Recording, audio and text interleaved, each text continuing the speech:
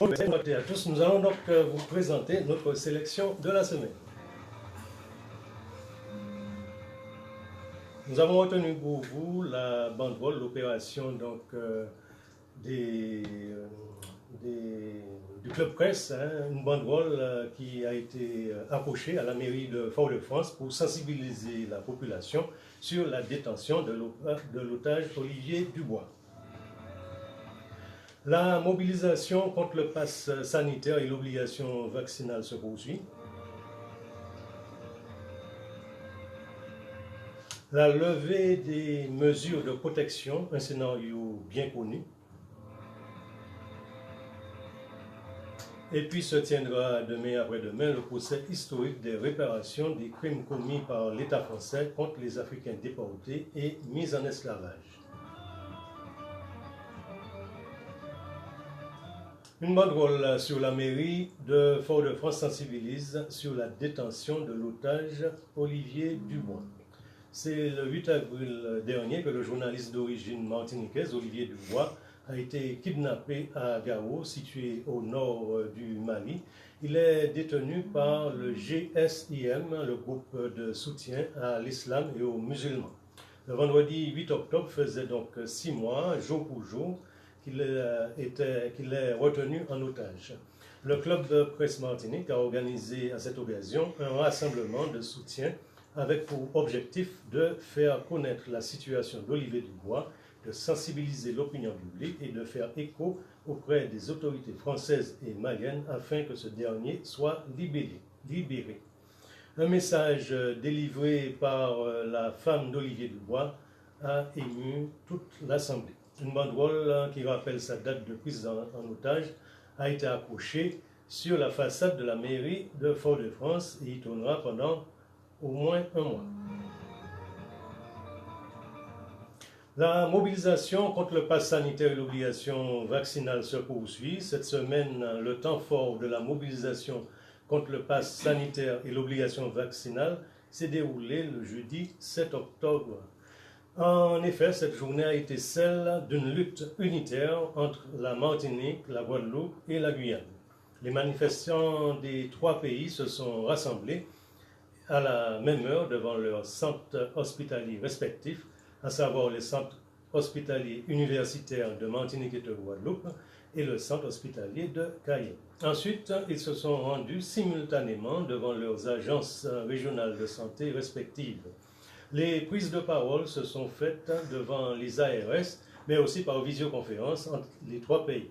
Un symbole fort d'unité contre les attaques du gouvernement qui, au mépris de toute règle médicale, notamment le libre consentement, le consentement éclairé, et de tout règlement européen, veut imposer la prise d'un vaccin expérimental au personnel de santé. Ces derniers sont menacés de suspension de leur contrat de travail et ainsi que de leur salaire aussi. La levée des mesures de protection est un scénario bien connu. Cette semaine est entré en vigueur le nouveau protocole selon lequel les personnes vaccinées qui souhaitent entrer en Martinique n'auront pas à fournir de motifs impérieux, ne seront pas dépistées et n'auront pas à se mettre en quarantaine. Le mercredi 6 octobre, le quotidien France Antilles s'est fait le relais de l'opinion d'un certain nombre de personnalités de Martinique sur la levée incompréhensible de ces mesures de précaution. Nous en reprenons quelques-unes. Ainsi, Bruno Nestorazero, maire de Sainte-Marie et président de Cap-Nord, déclare-t-il: « Pour moi, la levée du test est une bonne chose. Je suis vacciné et j'ai trouvé ça compliqué qu'on me demande de faire un test antigénique à l'aéroport en métropole la semaine dernière avant de rentrer à la Martinique. À partir du moment où chacun respecte les gestes barrières, il n'y a pas de risque accru. Personnellement, je ne quitte pas mon masque dès que je suis en contact avec d'autres personnes. Je me lave les mains très régulièrement et j'ai toujours avec moi un flacon de gel hydroalcoolique. La vie doit reprendre. Il faut que l'activité économique redémarre. La situation actuelle impacte le moral de la population. Les gens sont affectés. Chacun doit mettre du sien pour que nous puissions retrouver une vie normale. Serge Haribo, secrétaire général de l'UGTM Santé, a lui déclaré « Cette mesure représente une nouvelle aberration dans la lutte contre le virus et ses variants. Des variants qui n'arrivent pas tout seuls à la Martinique. On sait très bien aujourd'hui que les personnes immunisées, vaccinées, peuvent être contaminées et contaminantes.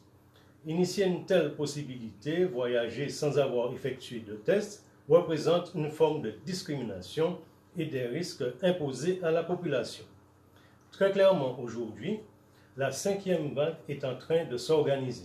Depuis quelques jours, des campagnes de promotion sont en cours concernant les billets d'avion.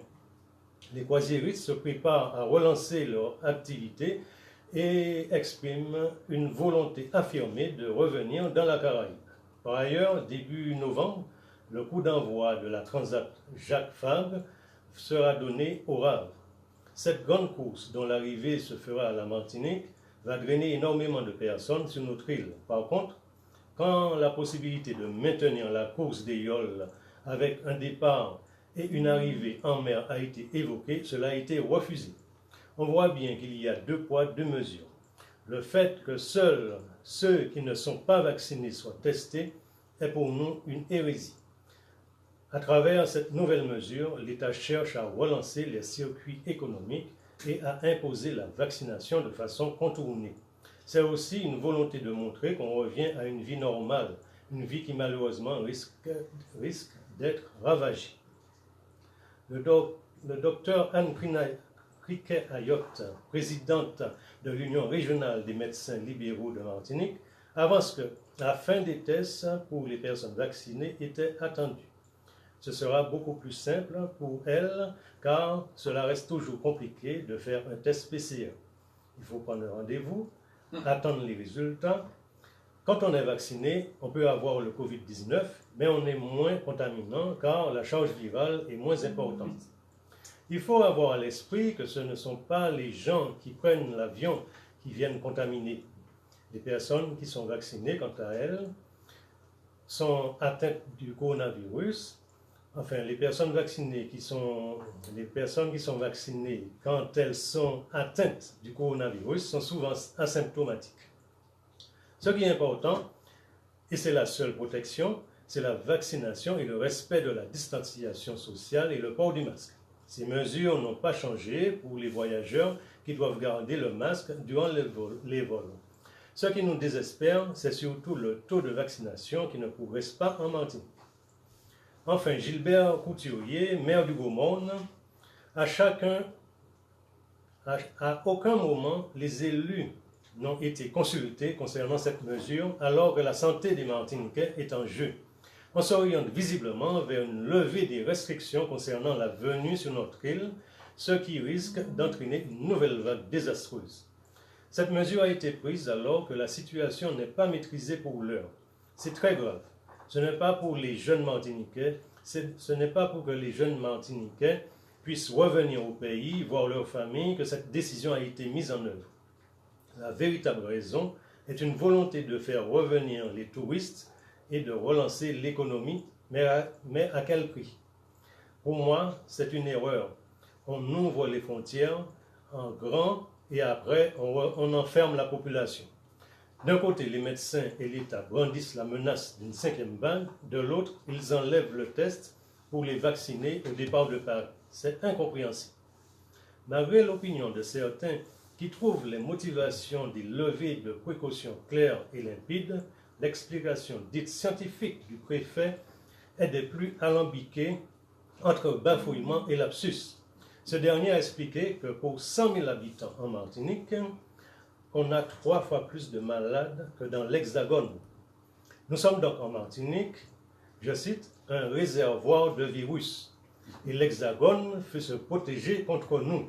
Le virus est présent ici et la menace est endogène. Par ailleurs, selon lui, lorsqu'on est vacciné, on est beaucoup moins contagieux. Ces explications qui se voulaient scientifiques n'ont non seulement pas été rassurantes, mais restent dans la droite lignée de ce que les représentants du pouvoir français font et disent en Martinique depuis quelques mois. Tout d'abord, alors que le variant Delta ne circulait pas en Martinique, lors d'une émission Lors d'une émission sur France TV Info diffusée le 4 juin, le ministre de l'Outre-mer incitait les Français à se rendre en vacances aux Antilles dès le 9 juin. Dans la flambée de l'épidémie, fin juillet, début août, le préfet de Martinique disait ne pas comprendre pourquoi les touristes arrivaient encore en Martinique alors qu'on est en confinement et que ce n'était pas le moment lorsqu'un territoire est en difficulté pour que la fonction et que l'accueil touristique soit au plus fort. Début juillet, le directeur adjoint de l'ARS expliquait que les cas Covid avec notion de voyage représentaient que 3 à 4% des contaminations. Ces affirmations sont-elles crédibles lorsqu'on sait que plus de 170 000 personnes sont arrivées en Martinique durant la période des vacances et que l'explosion de contamination a démarré le 28 juin, soit 3 semaines après le 9 juin et après la levée des motifs impérieux. Au regard de tous ces éléments, tout a été fait par le pouvoir français pour transformer la Martinique en réservoir à virus pour ensuite reprocher à ses habitants une circulation endogène du virus, nous culpabilisant et nous présentant aujourd'hui comme un danger pour la planète. La stigmatisation semble inscrite dans l'ADN de ce pouvoir politique. Ensuite, le préfet déclare que lorsqu'on est vacciné, on est moins contagieux. Or, comment le préfet peut-il ignorer que selon une étude américaine du CDC, Centre de prévention et de contrôle des maladies, les personnes contaminées semblent autant transmettre le variant Delta, qu'elles soient vaccinées ou non. Cette révélation faite par le Washington Post à la fin du mois de juillet s'appuie sur des documents dont l'authenticité a été confirmée et s'accompagne de la mise en garde suivante. La guerre a changé. Suite à cette révélation aux États-Unis, de nouvelles recommandations ont été faites sur le port du masque en intérieur, même pour les personnes vaccinées. Les documents du CDC montrent que les contaminations des personnes vaccinées ne sont pas aussi rares qu'on le pensait, même si ces personnes présentent des symptômes légers en cas de maladie.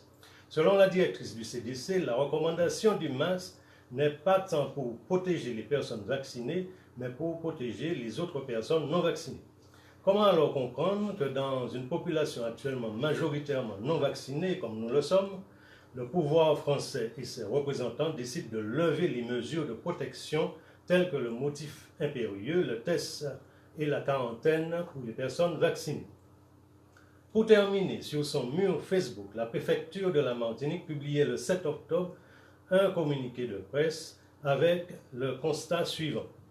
La situation sanitaire en Martinique continue à s'améliorer, mais les indicateurs épidémiologiques sont au-dessus des seuils d'alerte et le système hospitalier reste sous tension. Comment se fait-il qu'avec un tel constat, de la préfecture elle-même, les mesures de protection aient été levées?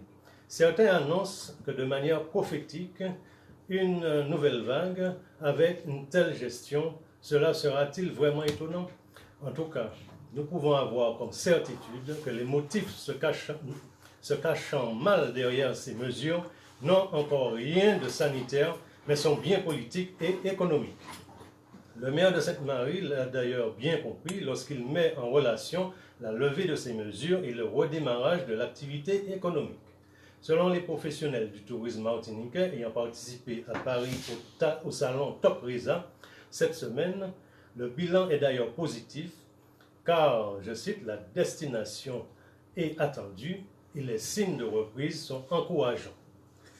Les pouvoirs politiques, comme lors des mois derniers de grandes vacances, mettent en œuvre une politique pour faciliter le redémarrage du tourisme de masse que notre île doit subir depuis maintenant quelques années. Procès historique de réparation des crimes commis par l'État français contre les Africains déportés et mis en esclavage. Demain, lundi et mardi, 11 et 12 octobre, se tiendra donc à la Cour d'appel de Fort-de-France un procès historique initié par le MIR. Plus de 15 avocats de Martinique, de Guadeloupe, de Guyane, d'Afrique et d'Europe vont plaider pour la restauration des droits des peuples anéantis par l'impérialisme européen. La question centrale de la réparation sera au cœur du procès. Réparation pour les Africains déportés et mis en esclavage aux Amériques et pour leurs descendants. Réparation pour leur perte d'identité. Réparation pour leur travail forcé et non rémunéré. Réparation pour les peuples empoisonnés au chlordécone. La réparation doit s'inscrire dans une vision de libération de la pensée et de l'homme. Elle doit être un outil au service de la libération totale.